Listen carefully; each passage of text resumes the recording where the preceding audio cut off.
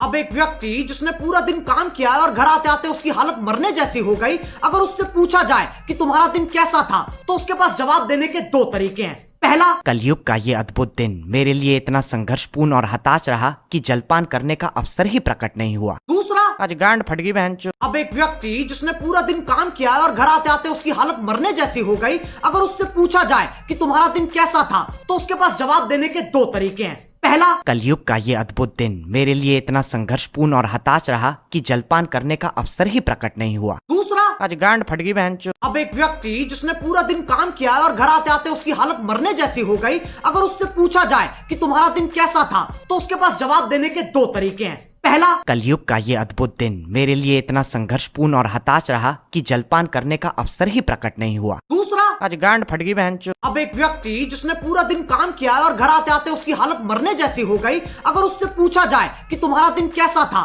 तो उसके पास जवाब देने के दो तरीके हैं। पहला, कलयुग का ये अद्भुत दिन मेरे लिए इतना संघर्षपूर्ण और हताश रहा कि जलपान करने का अवसर ही प्रकट नहीं हुआ। दूसरा, आज गांड फट गई बहनचोद।